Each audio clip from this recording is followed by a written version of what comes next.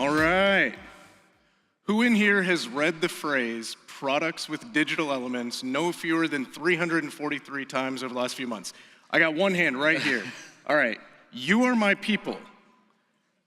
You're also probably not going to learn anything for the next few minutes. Everybody else, we're going to work on keeping this simple as we go through and talk about this legislation. My name is Eddie Knight. I'm the OSPO lead at Sonatype. I am also the co-chair of CNCF's Tag Security, and as you may have noticed, I am from the United States. I'm Mike, CTO of Kusari, Tag Security Lead, and Open Source Security Foundation Governing Board member, and I'm also from the United States. And we're standing here in the United Kingdom with you to talk about legislation in the European Union.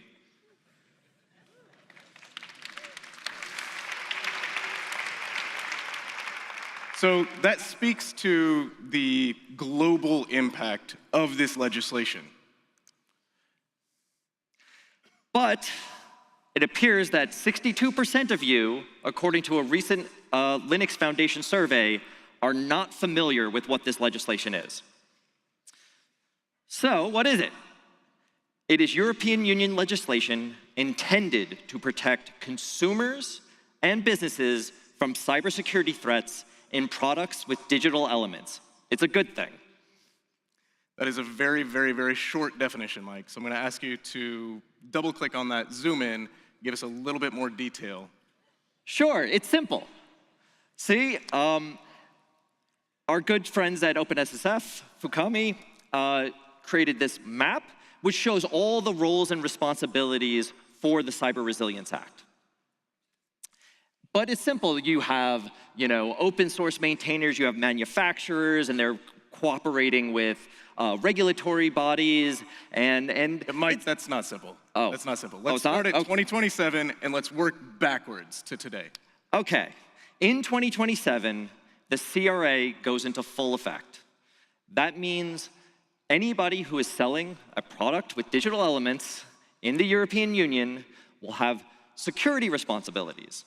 This includes things like software bill of materials and just general good practices for the software and the dependencies of the software that they're using. But that's not all. Eddie, why don't you talk to us about 2026? So if everything goes into full effect in 2027, we are getting a fortunate stair step put in place. Starting in 2026, middle of 2026, we're going to see the notification to conformity assessment bodies. They're going to start locking in the details. Literally yesterday, there was a change in the details around this legislation. And we're going to see middle of 2026, this should start getting locked in to where the really refined, meaty bits will have more precision and we'll know what we're going to be assessed on. End of 2026, we're going to have the first point where we will have responsibilities.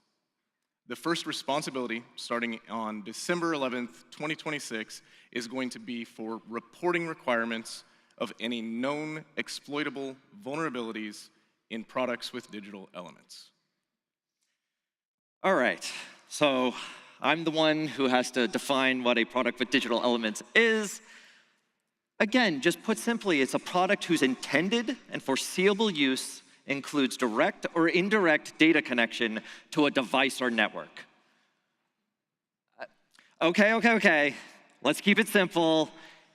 Pretty much, if you ship hardware or you ship software, it generally falls under the purview of the CRA.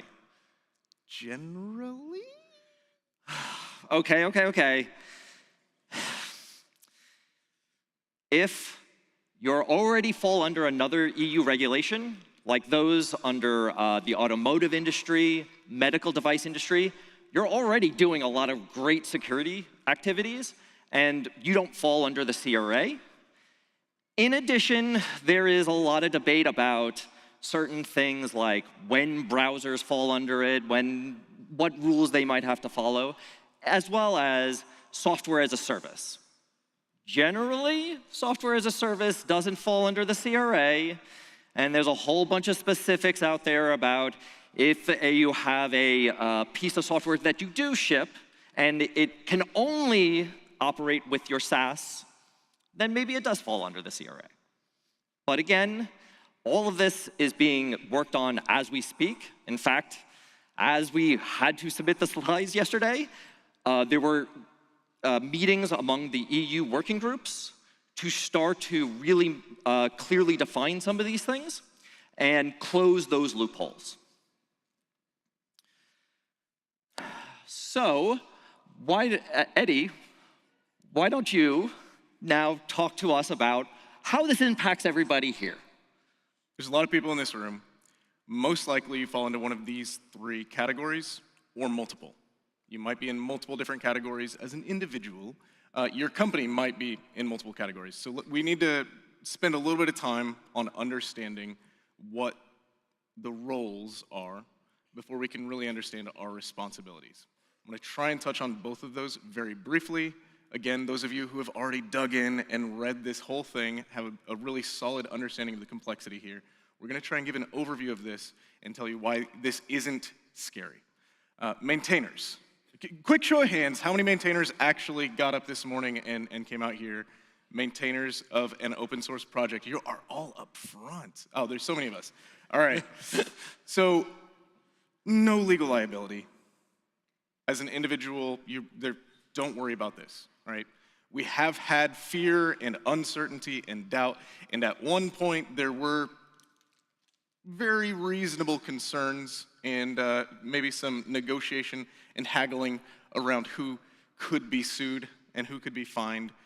Maintainers are now completely out of scope for this legislation. You do not need to worry. However, if your business is to maintain open source and bring it to market as part of a commercial activity, even if that is a free open source product itself, if for you it is part of a commercial pipeline, you are a manufacturer. You do have legal liabilities. Hopefully, there is a middleman between the two of us, the free open source maintainers that are willy-nilly Wild West, we can do whatever we want, the manufacturers who are going to be tightly regulated. There's now the stewards as well. The stewards are the folks who have a type of commercial activity, who might be throwing massive conferences around open source, but everything is rolled back into open source, right? Any money that's made off of the open source is brought back into open source. The nonprofit type of model is the stewards. The stewards are subject to a light touch, custom-tailored regulatory regime that will be figured out in the future, and it will be case by case for each of the stewards. I've spent long enough on this slide. You guys have read these 3 words for way too long. Mike, please tell us. You talked about products. I talked about open source. What about open source products? Okay, so to start, if your product that you're selling includes open source, that could be because it's based on open source, it's a product that includes dependencies that are open source, that is sort of considered an open source product here, right? And generally with the CRA, there's 3 categories, right? There is critical, which includes, at least as the current definition, certain types of specific security, hardware for security. That is critical. You have third-party conformance assessment requirements. There is important, which is a category, and of course that has 2 subcategories. There is class 2, which also requires a third-party security assessment and also includes certain products that maybe include container orchestrators. You have class 1, which for some odd reason, at least right now, includes operating systems, which has less requirements, but that's still being sorted out. that doesn't require a third-party assessment, but you still need to self-assess that you're doing various security practices. And then there is everything else that is sold in the EU. Okay, bring it home with an example. Well, we're at KubeCon. Let's talk about Kubernetes. Okay, if you are one of the enterprise flavors of Kubernetes, or just have a product that you are distributing Kubernetes, you have requirements. You can no longer pass the buck to open source maintainers and expect that they will just do this on behalf of your business. I heard a clap there. Got some Kubernetes maintainers up here clapping. All right, Yeah. all right.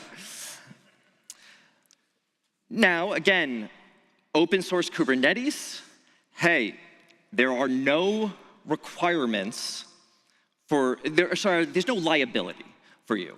Obviously, we should all be doing good things in security, but again, contributing, maintaining open source is a thankless job. The thing I want to highlight here is that this is really, really good news that we have this level of clarity and being able to distinguish between the consumers, the manufacturers, the stewards, the maintainers. This is a level of clarity that we haven't had in the past, and we are extremely fortunate for this, and this will unlock positive business activity that will result in increased cybersecurity globally if we continue to work together on this. If you are wanting to deploy vanilla Kubernetes and bring that to market through your product, you can choose knowingly to assume that liability, and you'll be accountable. If it is not within your scope, you do not want to assume that business risk, right? Let's say you're doing Kubernetes, you're distributing Argo, you're distributing Flux. Now we can know that if that is brought to market by you, or by somebody else to you, let's say if I bring it to market, I bring an open source project to market by providing enterprise support services, and Mike is building a product with digital services off of that. When I bring it to market, I am assuming some legal liability that Mike can now offset onto me. And so we can now plan ahead to know that we're going to use these support contracts, we're going to use these enterprise flavors to shift some of that risk and liability, which is a huge benefit.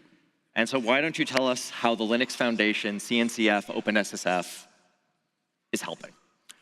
So the Linux Foundation is obviously the one that we have the closest eyes on. Mike and I are both very, very involved across the Linux Foundation, between the FinTech Open Source Foundation, OpenSSF, CNCF. We've got a lot of visibility on this. The LF is very, very, very invested in making this as easy as possible for absolutely everybody.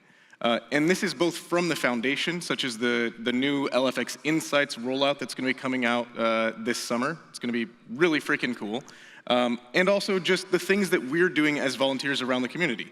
This week, we worked with the OpenTelemetry project, with Flux, with the Sandbox projects, Meshery and OSCAL Compass, to make tangible, impactful security improvements that will streamline the adoption of these products later on when accountability is put in place for their projects. We used the baseline. Both Mike and I were authors on this because we saw this coming, and we want to be able to find a way to codify the standards, the minimum necessary security practices that every single open source project should do. Let's write that down, put it in control language, and make it measurable and actionable. And the next thing that we have on the horizon, coming out of OpenSSF, is to define recommendations for assessments. So that way, when we are looking at our own open source projects and we want to be improving the state of the security there, we can know the best way to do those assessments for ourselves. Yeah, and finally, please check out, there's the QR code leads to a Linux Foundation Europe page with a whole bunch of details about what the Linux Foundation is doing and details about the CRA, and it's gonna be great. And please, please, please, please, as a maintainer of multiple Linux Foundation projects, come join the working groups, come join the meetings, come, open up issues, check out the baseline, and if you're so inclined, help us build the tools that we're using to help make compliance with things like the CRA, and in the future, other regulations, much better.